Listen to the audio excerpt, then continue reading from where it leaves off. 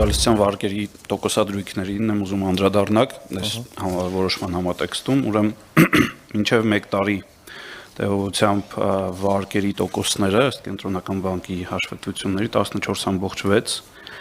ներողություն 13.88, որը ամենաբարձրն է վերջին 5 տարում, եւ 1 տարուց ավելի 15.27, որը երրորդ ամենաբարձրն է վերջին 5 տարում, թեև 23 թվականի հունիսից, եթե չեմ սխալվում, կենտրոնական բանկը մշտապես իջեցրել է տոկոսադրույքը, ինչ է սա նշանակում, արդյոք բանկերը չեն արձագանքում կենտրոնական բանկի որոշումներին կամ դանդաղ են գուցե արձագանքում, եւ այսօրվա որոշման համատեքստում, որ տոկոսադրույքը թողնվում է նույնը, ունեք արդյոք կանխատեսում, անում եք արդյոք կանխատեսում ինչ է լինելու վարկերի տոկոսների հետ։ Վարկերի տոկոսները կախված են վարկերի նկատմամբ պահանջարկից եւ առաջարկից։ Եթե մենք տեսնում ենք, որ ինչ-որ իր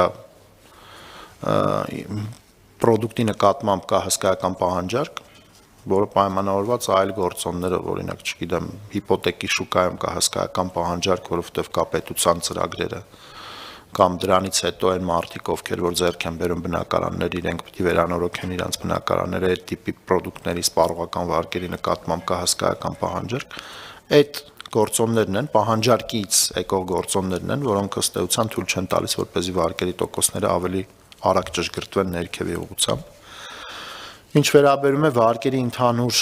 ներքին կառուցվածքային փոփոխություններին, որոնք նաև իրենց հերթին ազդում են տոկոսադրույքի վրա։ Մենք տեսնում ենք, որ աճում են այն տիպի վարկերը, օրինակ սպառողական վարկերը, որոնց տոկոսադրույքները ավելի բարձր են։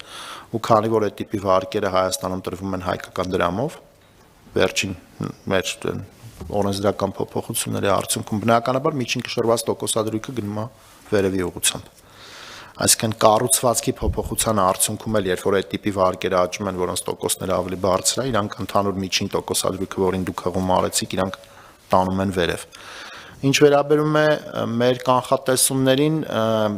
կախված է նրանից, թե ինչ սցենարով կգնանք, եթե օրինակ մենք գնացինք B տիպի սցենարով,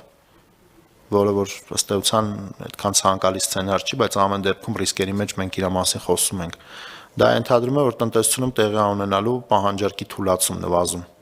Եթե մենք դա տեսնելու ենք ռեալ կյանքում, նշանակում է, որ որոշակի գնողունակ պահանջարկի անկում ենք ունենալու,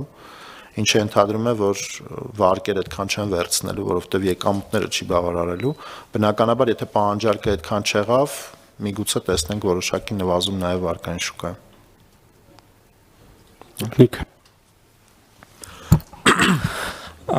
Կարելի է ենթադրել արդյոք, որ այս վերջին ամիսների 1-2 ամսվա գնաճի բարձրացումը